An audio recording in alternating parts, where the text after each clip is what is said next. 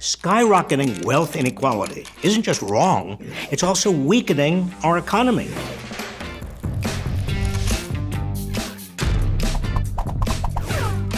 %70 of the U.S. economy depends on consumer spending. 70%. So American consumers need to spend enough money to buy most of the goods and services Americans are capable of producing.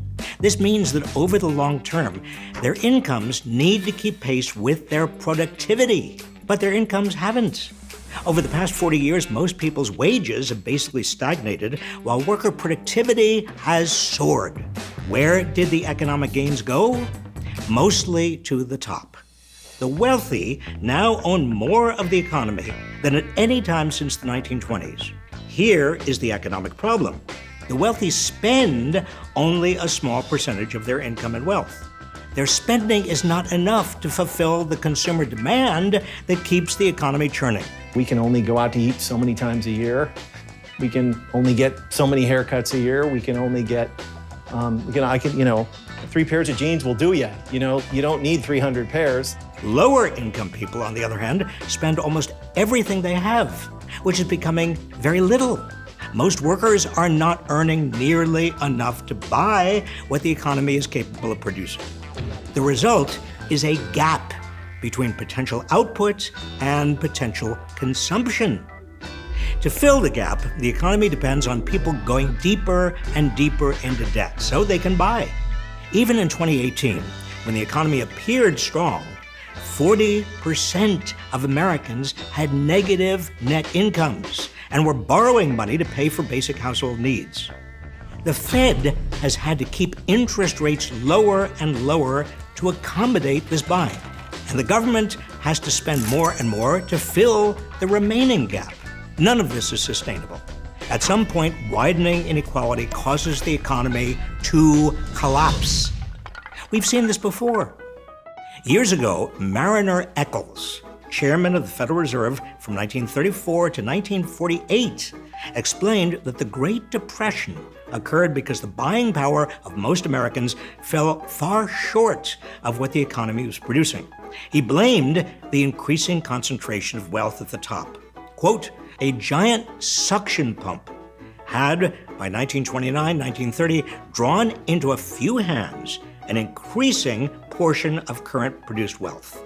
As in a poker game, where the chips were concentrated in fewer and fewer hands, the other fellows could stay in the game only by borrowing. When their credit ran out, the game stopped, unquote.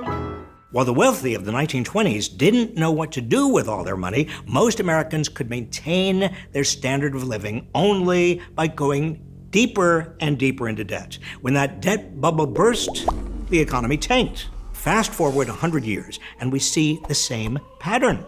While the typical American's wages have barely budged for decades, adjusted for inflation, most economic gains have gone to the top. Just as Eccles' so-called giant suction pump drew an increasing portion of the nation's wealth into a few hands before the Great Depression. The result has been an economy whose underlying structure is far more fragile than it may seem. Remember the housing and financial debt bubbles that burst in 2008? We avoided another Great Depression then only because the government pumped enough money into the economy to maintain demand, and the Fed kept interest rates near zero.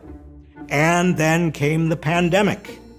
The Fed has had to keep interest rates near zero, and the government has had to pump even more money into the economy. While these programs have been crucial to staving off a pandemic-induced depression, they're only temporary. Over the long term, the real worry continues to be on the demand side. Widening inequality means not enough demand. America's wealth gap is now more extreme than it's been in over a century. Until this structural problem is remedied, the American economy will remain perilously fragile. It will also be vulnerable to the next demagogue, wielding anger and racism and resentment as substitutes for real reform. Closing our staggering wealth gap is crucial to the survival of both our economy and our democracy.